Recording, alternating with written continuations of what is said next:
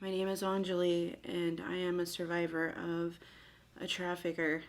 Um, I'm 40 years old now, but it started when I was 27 years old. Um,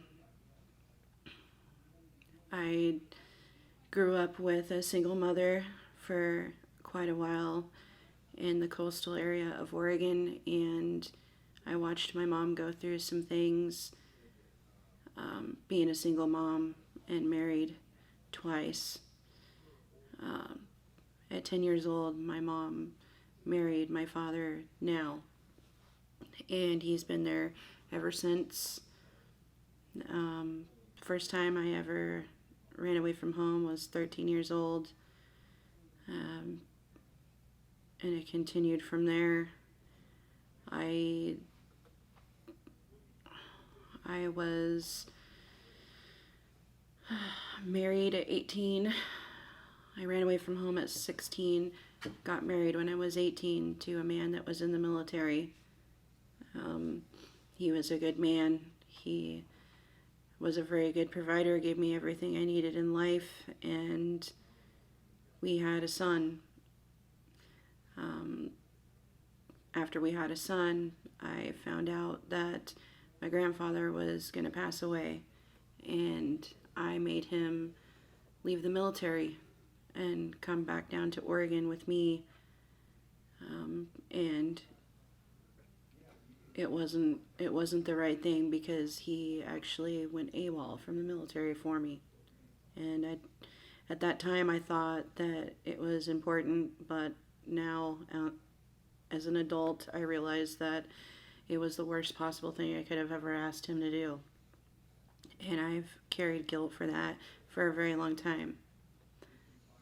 We had a daughter when I was 21, and my daughter lived for 5 months. After my daughter passed away, um, that's when my life changed.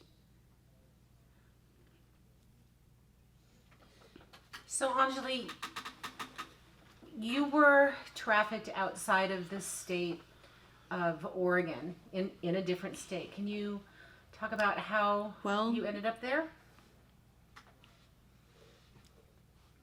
And it's okay to look at me instead of cameras if you prefer. the way that this happened was I was still married at the time, and I started talking to a man on the internet, and he kind of, groomed me, and he eventually started asking for pictures, and I started sending him pictures, and then it turned into, I want you to come up here and see me. And at that time, my daughter died, and I did not care about anything. I did not care about life. I didn't care about my own son or my husband at the time or my family or anybody. And I decided that I was going to go up to New York, and I went up there with him. I met with him, I met up with him, and that's when it all began. Um, he at first had me move into his house, and he started buying me things, making sure I had money, making sure I had everything taken care of. Um, then it went into him asking me to do certain things for him, like taking drugs to different areas and walking with him because he said that I was a pretty young girl and I would help take the focus off of him being a drug dealer. I started going on Amtrak's with him and going from New York to New Jersey and pushing drugs with him. Then he started introducing me to different women, and I was really uncomfortable with that at first. I didn't understand why he was so close with these women. These women turned into not being friends, they were prostitutes. He started getting me into being friends with them, and then all of a sudden, out of nowhere, he started asking me to go on the streets and pick up money from them. He started giving me the phone numbers of these different women, and I needed to call and check on them and find out where their locations were so that I could go get money. Then it turned into he wanted me to take drugs to these girls to different areas to make sure that they had everything that they needed and to basically take care of them. Um, I started doing that, and one girl, um, there was a point in time where I had brought drugs to a girl, and she had overdosed on those drugs, and I seen her, and I watched what happened to her, and I didn't know what to do. I actually walked away. I left, and I was scared, and I went home. And I told him what had happened. He had called the cops and had them go down to the location where she was. It was an anonymous call, and they went down and got her, and she died. And I carried that for a long time. Um, I mean, there was a lot of things. It went from doing that to him starting to put his hands on me. When I would tell him that I didn't want to do something, he would pull my hair. He would punch me in the face. We would be walking down the street, and he would tell me to do something, and if I didn't do it, he would kick my knees from the back and get me on the ground. He would push me into walls. He slammed my head into walls. He got me on the ground in the middle of Times Square in front of everyone and started wailing on me. And people were just walking by. They wouldn't stop. They wouldn't stop to help me. And then when that happened, the very last time that happened, he took me home and he said, "This is how it is, and this is what you're going to do." He threatened my life, and he threatened my family, and he threatened my son. And he said that if these things were not done, that he was going to take care of them. And he said, "How would you feel if your family members had to take care of the repercussions of something that you chose not to do?" He made me feel very guilty for not wanting to do things. So I started just doing it because I knew if I didn't, then I wouldn't like the outcome. So you felt that that threat was real? Mm-hmm. So it sounds like he used what was a loving, caring relationship, or what you felt was a loving, caring relationship, and you were bonded to him, that turned really violent and threatening. How did you reconcile those feelings? How did you deal with those two I didn't. spectrums? I didn't. I just bottled it and stuffed it up. I tried to reach out for help one time, and that was the worst thing I could have ever done. I called my parents and asked them if I could come back home. He found out that I called my mom and dad, and that was it. He beat me up really bad over that, and then I missed a lot. I missed being out in the public and everything because I couldn't go out with my face looking the way it was. I mean, it was a lot to deal with, and there was many times I begged him. I wanted to come home. I wanted to just come back to Oregon, and I would just never say what had happened. I would never tell anybody what he asked me to do. I would never ever talk about him to anybody, and I swore to God, and he would never let me leave. He would never let me leave. One time, he let me come down to Oregon, and it was only because he came with me. He would not let me come here by myself. I didn't even get to see my family. We got to a point, went and stayed at a hotel. He got a bad feeling and thought that I was going to try to run from him, and we left. He would not let me even talk to my son, tell my parents that I was here, nothing. I wasn't allowed to have a phone. I couldn't have keys to a car. I couldn't have means for money. He controlled everything. So at that point, I knew that I was in it for the long run, and it was either do what he says or my life was no longer in existence. So I continued to do things for him, and it got worse. It got to where he was literally having me go into vehicles that weren't mine and stealing these vehicles. He had me going up to people and saying, "I need help," and getting the keys, and once I had them, getting in the vehicle and driving off. He had me cross the border of Mexico with stolen vehicles. There was so much that he did, and so much that he asked me to do, and I felt like I was scared, but at the same time, I felt like I loved the guy. Like, I felt literally like he was everything to me. I would have done anything for him. And he put me in really bad situations. People came to, collect debt from him. People came to try and do harm to him. And a couple of times the harm was done to me. I was physically and sexually abused at one point from somebody that he owed a debt to. Uh, I I I've been through a lot of stuff with this guy. I lost a very good friend. I seen my own friend get killed. Well, Anjali, you're sitting here before me, um, so brave to tell your story. You did eventually find your way out. You were able to break that bond somehow. Can you tell us how that happened? Um, I would have to say that the one thing that got me away from it all was getting locked up.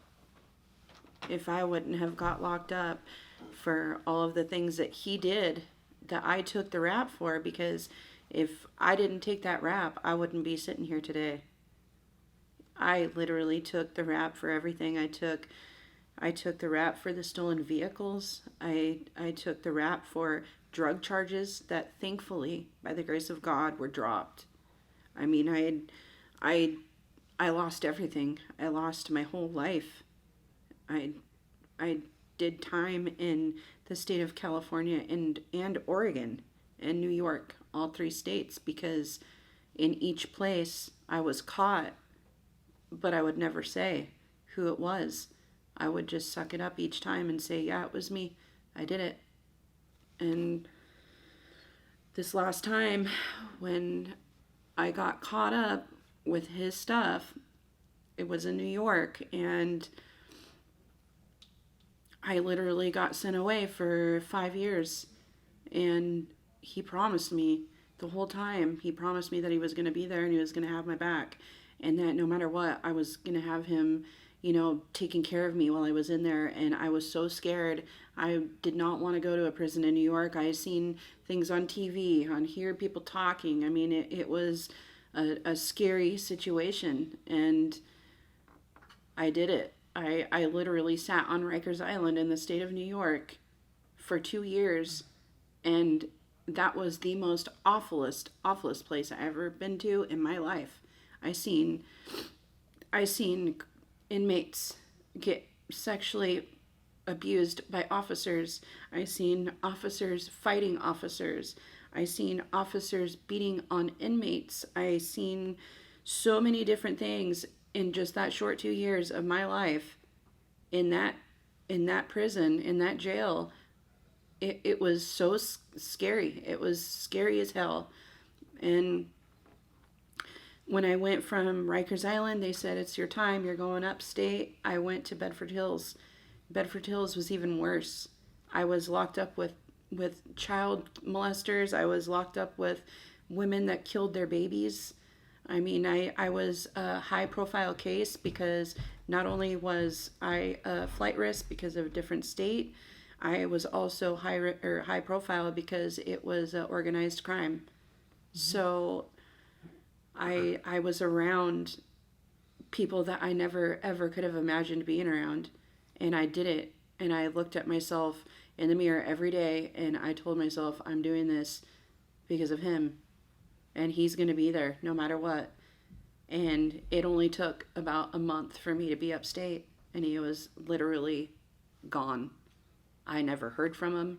I never got a letter from him. I never got money on my books. I never got taken care of by him like he promised me that he was going to. And thankfully, I had people that had my back. My parents actually helped me a couple of times, and I had other friends that were there for me. But he was nowhere to be found, and that was the only person I cared about being there. I didn't care about my family. I didn't care about my friends. All I cared about was him, because he promised me. Right. And and he told me that no matter what, he was going to be there, and he wasn't there. He wasn't there. So when your time was finished and you got out, did you see him again? Did you seek him out? When I got out of prison, the very first thing I did, I didn't even go see the parole office like they told me I needed to. I went directly to the area that I knew that he would be at, and I looked for him because I wanted to see him. I wanted to talk to him. I wanted to know why he wasn't there. I wanted to get back into the middle of the action where he had me. I wanted to get back to making the money. I wanted to get back to doing things for him that I knew he needed me to do. I knew his weak points. I knew where he lacked, and I wanted to fix that, and I wanted to be there because I knew that if I wasn't there, something bad was going to happen to him. I didn't even care about my own safety. I walked the streets in the Bronx, New York by myself at 2, 3, 4 o'clock in the morning, in the subway stations at 2, 3 o'clock in the morning by myself with drugs on me. And I did not care. The only thing I cared about was making sure he was okay. That's a pretty strong And bond. he didn't care. He didn't care about me at all. So when did you realize that? When did that bond begin to break? The bond began to break when I realized that he wasn't there. And the only reason why he wasn't there is because he was no longer alive. Somebody came and talked to me and told me, Anjali, you need to quit looking for him. And I didn't understand why. And I kept saying, no, I'm going to keep looking for him. I know he's out there. I need to talk to him. He knows everything about me. He knows more about me than anybody. And they said, no, he's not here. And I for some reason, it just didn't register to me. But then somebody finally told me, they said, he died. Somebody killed him. And I was like, what? And then that's when guilt started setting in, like, shit, man, if I just would have been here, maybe I could have helped, or maybe, I could have done whatever he needed done, and he wouldn't have had to put himself out there to, be in a bad situation, or, I just felt like, I felt partially like it was my fault. Like, I should have been out there. I should have been there with them. I should have helped them. Should have done whatever I could to, just be there. Right. So after you found out that he was gone, you eventually came back to Oregon and you started No, a actually. new life? No. When I found out that he was gone and stuff, I started checking in with my parole as I should have. And I started gaining a really good friendship with my parole officer. And my parole officer, he was a good man. He made sure that I had Metro cards. He knew that I was literally foreign to the streets of New York. He made sure that I had food in my house. He made sure that I had a way to come and see him and check in. Sometimes he would pull up to my building and tell me to stick my head out the window, and that would be my check-in because he knew that I could not afford to get on the subway at times to go and see him. He would literally come to my house, and I would stick my head out the window, and he'd say, okay, that's your check-in. And how do you feel that helped you? He showed me a genuine kind, just I don't know, he just restored my faith in humanity at some point and showed me that life really is worth living, and it's worth living for yourself, because I literally felt like I was living for that guy. I felt like my life was his, and he was going to dictate how my life went, and he did for quite a while. And so when I started checking in with my parole and stuff, he saw that I was doing so good. I ended up volunteering for a recovery center, and I met a man that changed my life. He gave me an internship at his program. He showed me how to counsel. He showed me how to run anger management classes. I went to school, and I started getting into the substance abuse field and, helping teenagers. I started working with kids that were violent offenders and gang related youth. And I eventually got an associate's degree to be a counselor. And I worked at, Phoenix House. I worked at a lot of different programs. And at one point, I was actually a court liaison between the attorneys and the judges at the Yankee Stadium Courthouse. And a lot of my clients were actually my parole officer's parolees. Like, he eventually started sending his parolees to me because he knew that I was on the right path and I was doing great. And he eventually got me off of parole 2 years early because I graduated school, I did everything that I needed to do, and I was ready to go home. And I did. I came back to Oregon, and things have, not all been so great and wonderful, but today things are amazing. I'm on a fire department. I am helping people. I've done a lot of good for my community. I have a very good friendship with my son, with my family. I, am trying to be on the task force, and there's just a lot of good that has happened in my life now, and I never thought that I would have these opportunities that I have, because who's gonna want somebody that has been in prison? I had such a very low self-esteem and extremely insecure for the longest time. I had never felt like I was good enough because I went through all of that bad stuff and thought that I, was always going to be looked at like that, that prison girl, or, that girl that's, she used to work for a trafficker. I never wanted anyone to look at me that way, and they did for the longest time. And every so often it does cross people's minds, and I think they still kind of look at me that way, but I'm not that person today. I am so different, but I'm still Anjali, and I'll never change. So when those feelings come up, those insecure feelings or scared feelings, when those things rear their ugly head again, how do you address those? How do you deal with them? I actually reach out to other people now, and that's something that I never used to do. I talk to people. I bury my head in the fire department. I have a very good friend that I work out with now. I do things now that I never thought I would have done back then.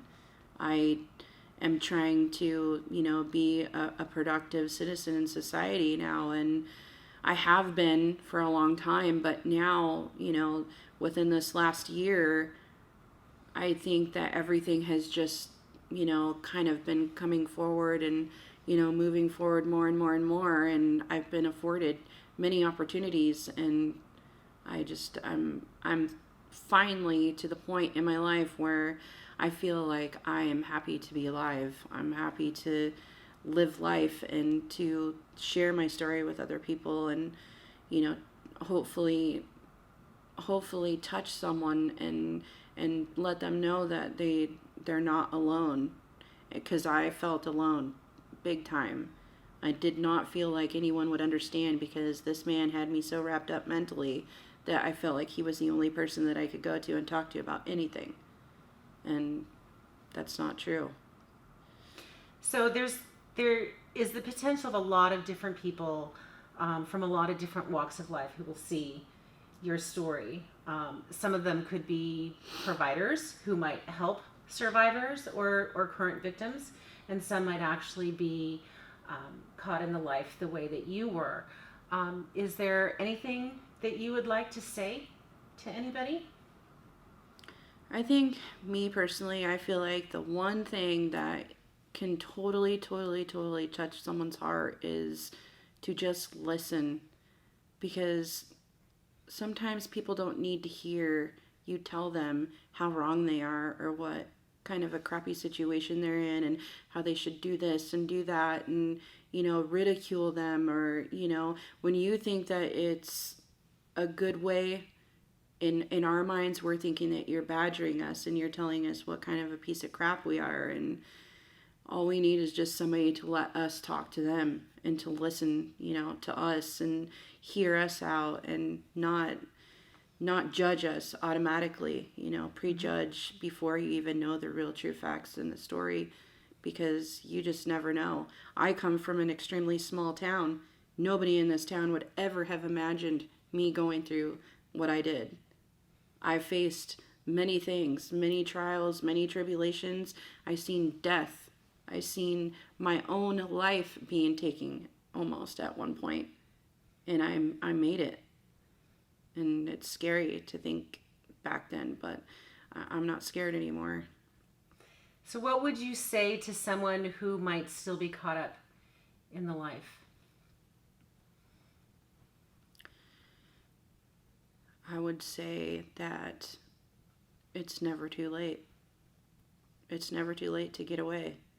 And even if you are so scared for your life, don't be scared, because there's going to be somebody there that's going to help you, and they're going to do whatever they can, and they're going to protect you. And it's just never too late to say, I need help.